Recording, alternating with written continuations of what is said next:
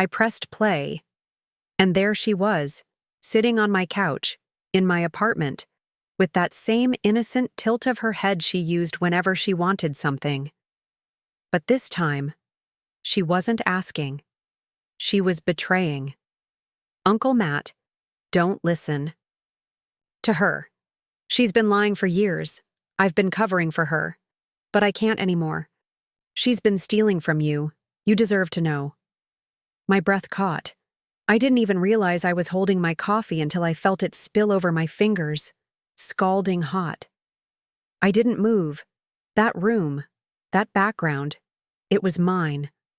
My bookshelves, my curtains, my floor lamp. She recorded this in my space, my sanctuary. And she didn't know I had remote access to the security feed. Or maybe she just didn't care. The video kept playing.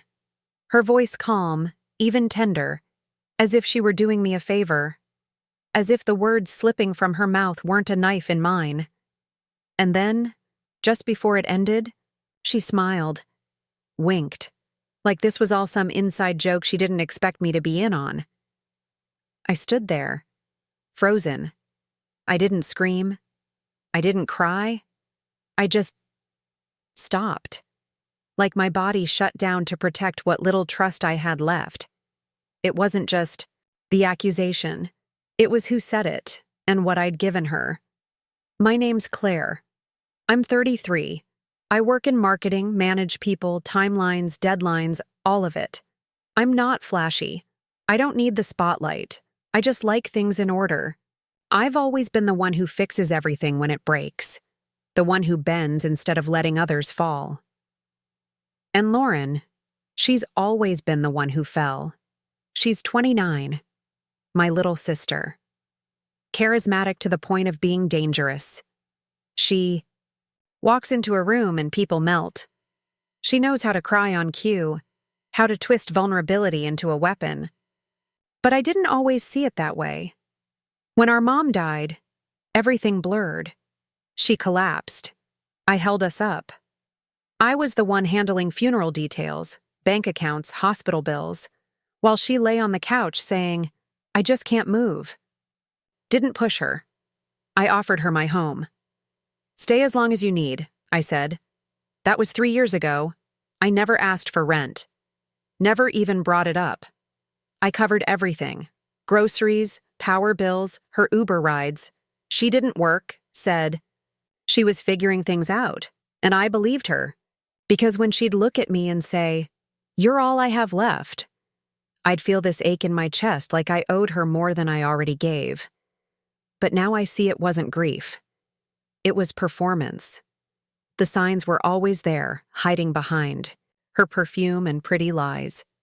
She'd borrow my clothes, then act like I was the selfish one for minding. She'd take credit for ideas I floated at family dinners. "Oh, Lauren, that's so clever," they'd say. She'd just smile. And every time I spoke up, she'd make a little joke or pretend not to hear me.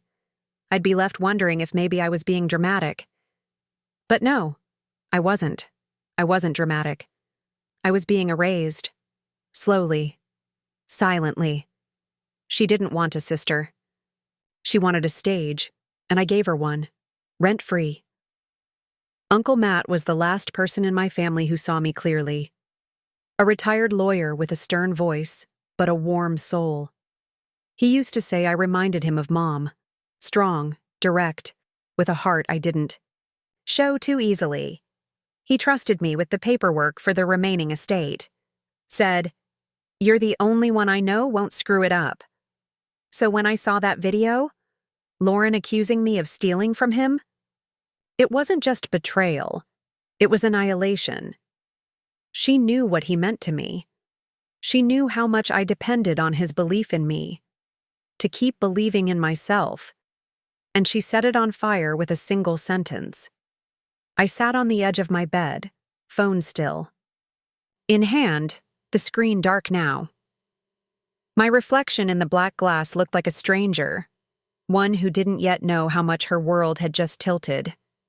I tried to remember if I'd done anything that could be twisted that way, and Then I realized it didn't matter. She didn't need evidence. She just needed a narrative. And I had handed her the raw footage, 3 years worth. I let her live here. I let her cry in my lap. I let her avoid the rent, the responsibilities, the consequences, because I loved her, because I thought that was what sisters did. But in her eyes, I was never a sister. I was a stepping stone, something to walk over to reach higher ground. I sat there for what felt like hours, not moving, not breathing right. The weight of what I'd just seen pressed into my ribs like I'd been winded. I whispered out loud, "She actually did it. She actually did that." And just like that, everything tilted. The memories, the sacrifices, the forgiveness I'd handed her like candy. It all felt rotten now. There was no going back. There was no version of the story where we sat down, cried, and hugged it out. Because this wasn't a mistake. It was a plan. I'd been housing my own betrayal, feeding it, protecting it from the cold. I let her stay rent-free for years, and this was how she repaid me. But then one question rose above the noise, chilling, suspicious. If this was what she said in the video, what had she already told him before I even saw it? What lies were already dripping through the cracks of my family? What version of me had she already built? In his mind?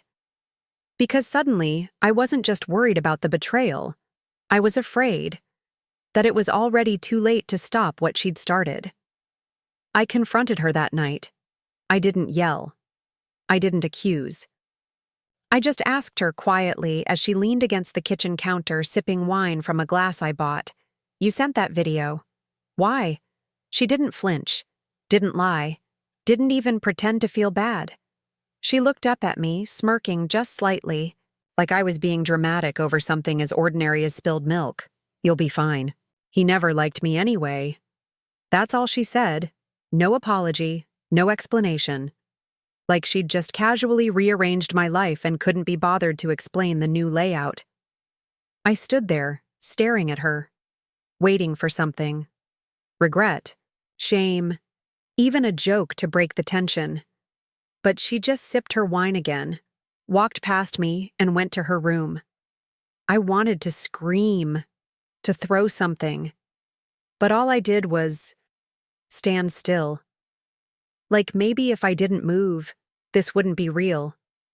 But it was, and within days, the fallout began. Uncle Matt stopped replying to my emails. At first, I told myself he was busy. But then I saw the red receipts. He was seeing them. He just wasn't answering. So I called. Once. Twice. On the third ring, he picked up, voice tight, clipped. "Claire, I need to handle things privately now. I don't want to get between sisters." Between sisters, as if this was some sibling squabble, as if she hadn't just framed me for theft from the one man who still respected me. I hung up. Not because I was done talking, but because I didn't. Trust myself to keep the pain out of my voice. She had poisoned the well, and I was left choking on silence. Cousins who used to send me photos of their kids every weekend just stopped. My phone went quiet. Even the group chat we had for birthdays and holiday plans felt like it had been emptied of oxygen, and then I started noticing things. Little things.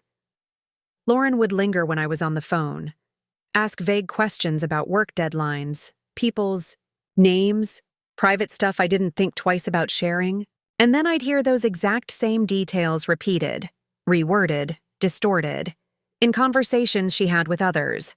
She was seeding stories, selectively releasing truths, not lies. That would have been too obvious. Just truths rearranged to make me look like a control freak. Cold, overbearing, jealous. The worst part? She used my own words, things I'd told her when I trusted her. When I believed she was broken and I was helping her heal. I told her I felt overwhelmed. She told others I didn't know how to handle stress. I told her I was lonely. She told them I hated people. Every word I'd given her was now a weapon, sharpened and aimed right back at me. At work, the pressure started showing. I missed a deadline I'd never missed before. My calendar was off. My mind kept replaying that video over and over, like if I watched it one more time, the truth would unstick itself from the lie. My boss called me into her office, calm but concerned. "Claire, are you okay? You don't seem like yourself lately. How do you explain that the person destroying your life is sleeping 10 feet from your bedroom? That the woman smiling in your kitchen is casually burning your reputation while borrowing your toothpaste?" I couldn't. So I just nodded. Smiled. Said I was adjusting to some things at home. That night, I skipped dinner. I waited until she was asleep, then made a sandwich in the dark like a ghost avoiding the living. That became routine. I stopped bringing friends over. Stopped answering texts unless they were urgent. I became a stranger in my own apartment, tiptoeing around the one person who was still being treated like the victim. And she? She blossomed. New clothes, a tan, designer sunglasses I never saw. Her pay for, and yet, still no rent, not a single bill, not a thank you note, just more selfies, more nights out, more influencer energy. She started filming content in my living room, practicing sound bites, practicing sincerity. While I sat in my room, eating in silence, I was funding the downfall of my own sanity. And no one saw it happening. Then, one day I got a call, Uncle Matt.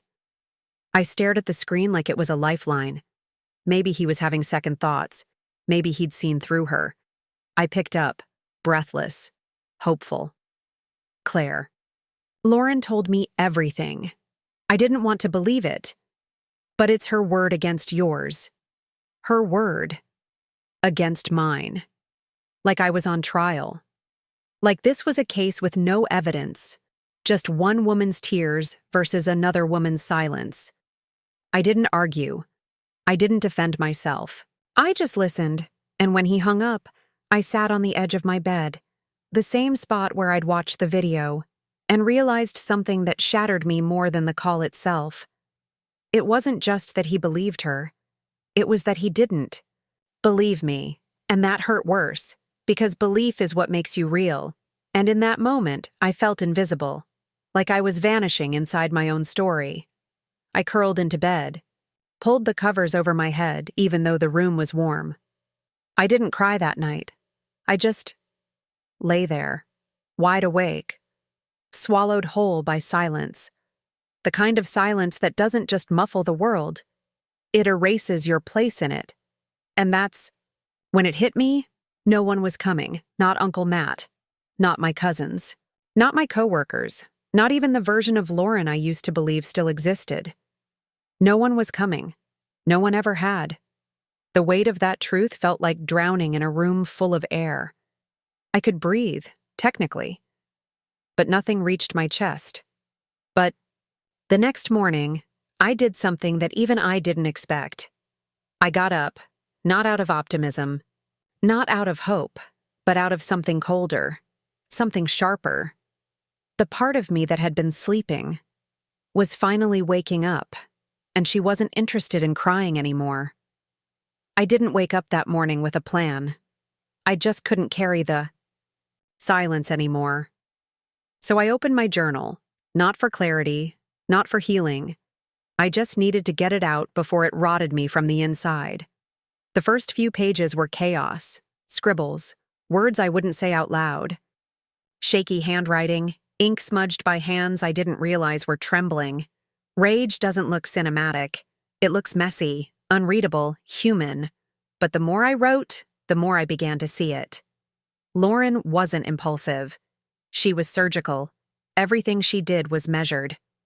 Every smile, every story she fed to our family, every time she cried just enough to pull the attention back to her, it wasn't chaos. It was strategy, and I'd handed her the playbook. I gave her access to every corner of my life, my space, my passwords, my patterns. I had built her throne with my own hands. That realization didn't make me angry. It made me quiet. There's a kind of silence that doesn't mean defeat. It means calculation. So I stopped engaging. I stopped reacting. And for someone like Lauren, that was the most unsettling thing I could have done. She was used to my defenses, used to me flinching at her jabs, cleaning up after her messes, offering peace when she didn't deserve it. So when I stopped flinching, she didn't know what to do. She'd poke, test me, make snide comments at dinner. "Wow, you're in a mood lately." I'd sip my wine, perfectly fine, and smile. That smile scared her more than any scream ever could. I started watching her, the way she watched me, the way she always seemed to know when I was emailing someone important, or when I was vulnerable. And one night, I did something I hadn't done since the betrayal. I rewatched the video she sent Uncle Matt, frame by frame, and that's when I saw it, a detail so small I nearly missed it. In the corner of the video, blurred just enough to go unnoticed, was a document on the coffee table, a printout, and not just any printout. It was my email. To the estate lawyer. It had my name, my notes, my digital signature. She'd accessed my laptop. She used my own files to frame me. That was more than betrayal. That was theft. That was forgery. That was traceable. But instead of confronting her like I used to, I reached out to someone who knew how to handle quiet fires. Mia. She and I were roommates in college, introverted, brilliant, the kind of friend who didn't need weekly check-ins to stay loyal. Now she worked in data compliance, which basically meant she knew how to find things people tried to hide. I asked her to meet. We sat across from each other at a tiny cafe downtown. I told her everything, the video, the lies, the isolation. She listened, didn't interrupt, just nodded slowly. Then she said, flatly, "Let's pull some strings." That was it. No dramatics, no revenge monologue, just quiet, competent fury. Together, we started building a case. We traced IP logs, matched timestamps, cross-referenced calendar events with location pings. We went through my bank statements, highlighted every Uber Lauren had charged to my card, even the ones she claimed she never took. I printed out everything, labeled receipts, screenshotted texts, built a timeline so airtight it could suffocate a lie in seconds. And Mia? She formatted it like a legal summary. Not petty, not emotional, just facts, laid out like a slow-burning fire. Then I sent it to Uncle Matt. No pleading, no crying, just an email, subject line. Estate misrepresentation concerns, documentation. Attached, 3 hours later, he replied, "Claire, I need to see you. Alone." I didn't know what I expected when I walked into that cafe, but I didn't expect the look on his face, a mix of guilt, confusion, and dawning horror. I handed him the folder. He flipped through each page in silence, no commentary, just realization. When he reached the copy of the email Lauren had printed from my account, his eyes widened. He closed the folder slowly. "She used me," he said. "She used you." I didn't say anything, because there was nothing left to say.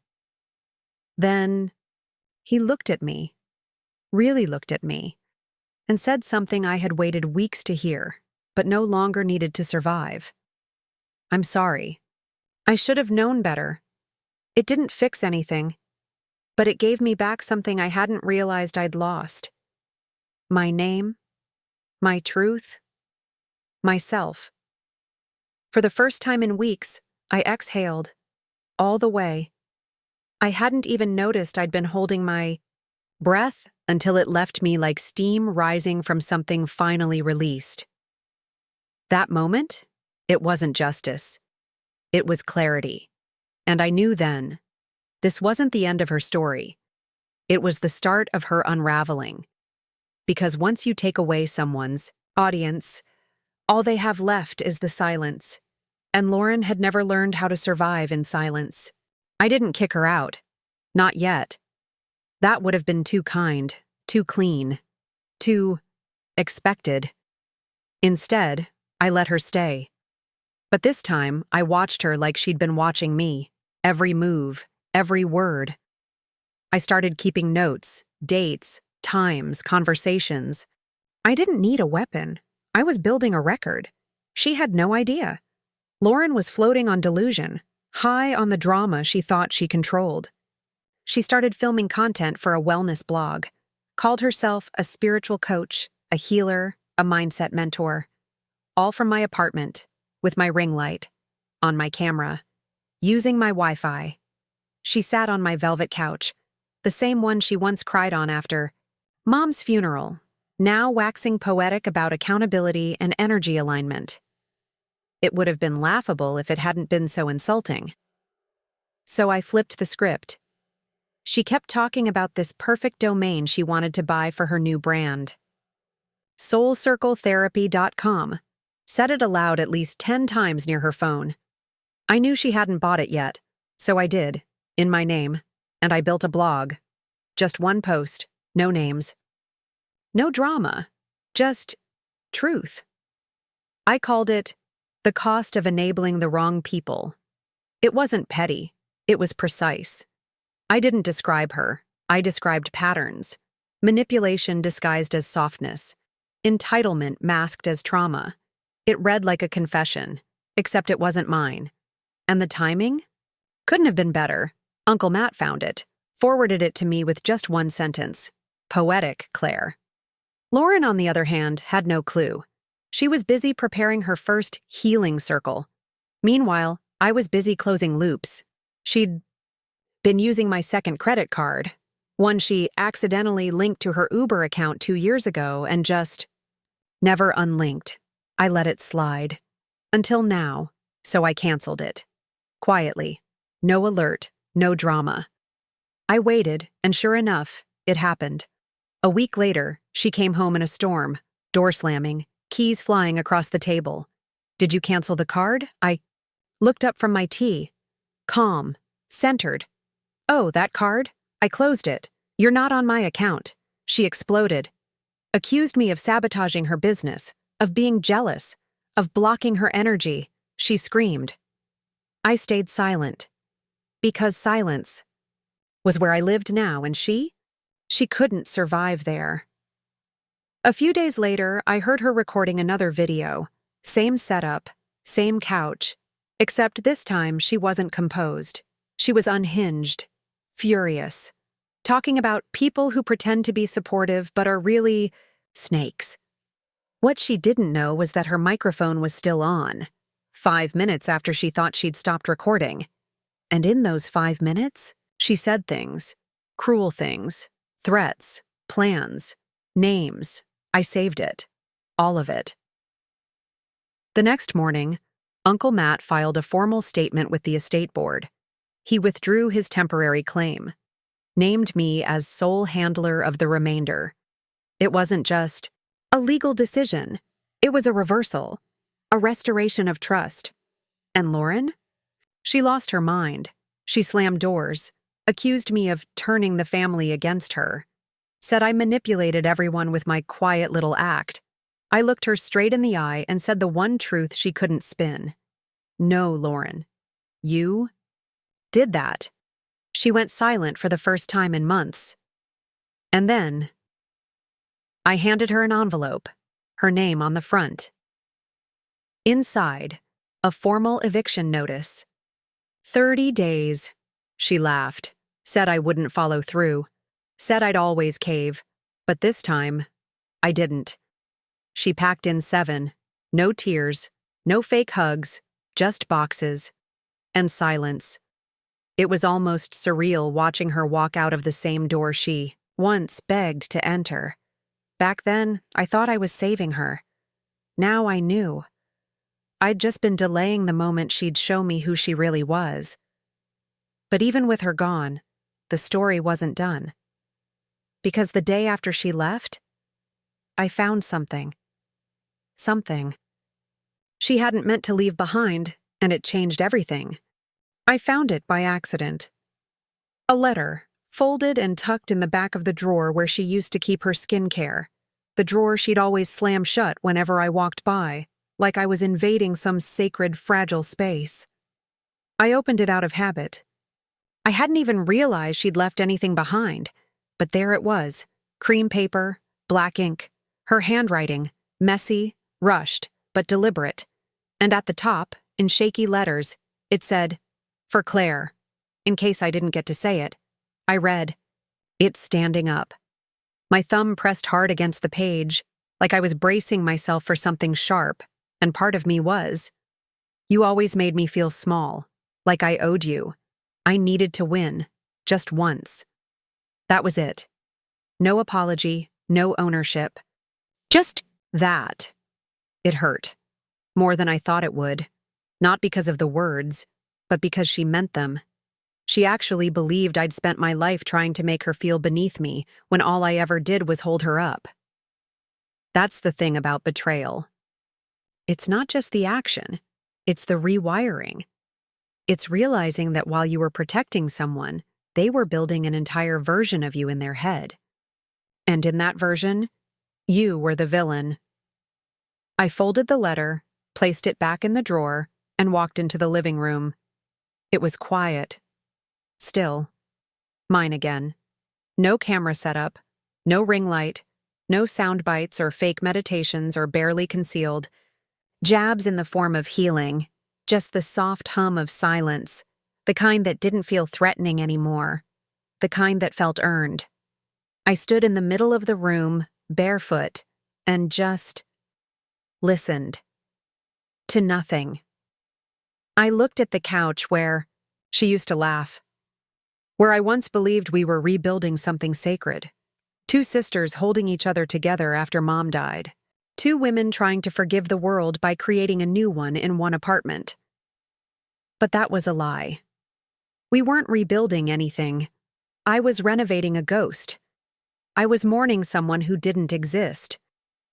And now that she was gone, I realized I wasn't just mourning her. I was mourning me. The me who bent. The me who stayed soft long after softness was used against me. The me who thought that loyalty meant losing pieces of myself in silence. That night, I booked a trip.